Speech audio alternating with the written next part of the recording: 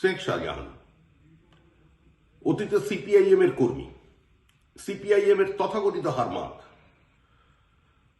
CPIM এর প্রোটেকশনে এলাকাকে বিরোধী শূন্য করে দেওয়া, অন্য সম্প্রদায়ের মানুষের উপর অত্যাচার করা, সেই অভিযোগ ছিল।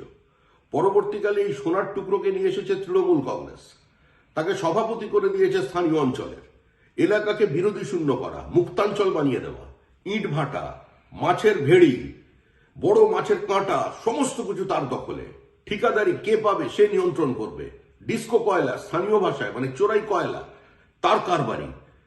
কে কিভাবে ব্যবসা করবে, কোন পথে যাবে সেটা সে নিয়ন্ত্রণ করবে। বহু মানুষকে ঘর ছাড়া করে দিয়েছে 2021-এর পর, যারা এখন ভিন রাজ্যে পরিযায়ী শ্রমিকের কাজ করছে।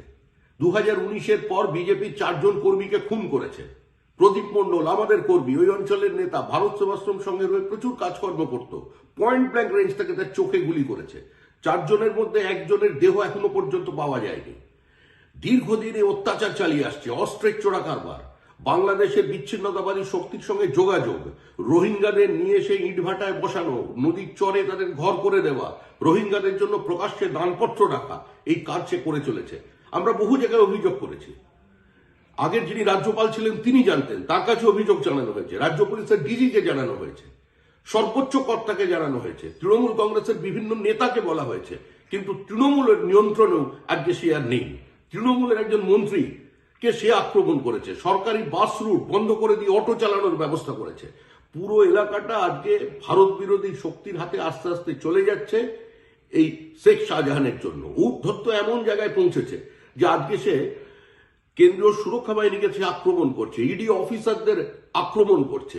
এই মুহূর্তে এলাকায় তার বিভিন্ন সশস্ত্র কর্মীরা টহল দিচ্ছে, নিরপরাধ মানুষকে জোর করে বলছে প্রতিবাদী মিছিল করব, সেই মিছিলে জমায়েতে সামিল হওয়ার জন্য। রাজ্যপাল দেখুন বিষয়টা, এখানে তো কোনো আইনের শাসন আজ নেই, total breakdown of constitutional machinery. এখন যদি উনি না ইন্টারভেন করেন, কবে করবেন?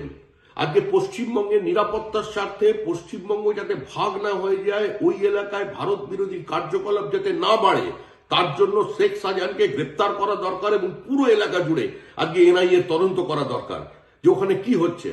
সীমান্তবর্তী একটি অঞ্চলে কিভাবে শেখ শাহজাহান নিজের দাপট প্রতিষ্ঠা করেছে সেটা দেখার। পুলিশ ওর এলাকায় যেতে পারবে না, পুলিশ নিয়ন্ত্রণ করতে পারবে না। সকাল থেকে সমস্ত ফেরি সার্ভিস বন্ধ হয়ে গেছে। দ্বীপে মানুষ আতঙ্কে আছে, মহিলারা আতঙ্কে আছে। বহু পুরুষ 2021 সালের বিধানসভা নির্বাচনের পরে ঘর ছাড়া তারা পরিযায়ী শ্রমিক হয়ে গেছে ভিন্ন রাজ্যে গিয়ে। এই অবস্থা শেষ হওয়া দরকার। আমরা বলবো এই অঞ্চল মানুষকে সংঘবদ্ধ হতে, সাহস করতে এবং যে কোনো মূল্যে এদের বিরুদ্ধে গণপ্রতিরোধ গড়ে তুলতে।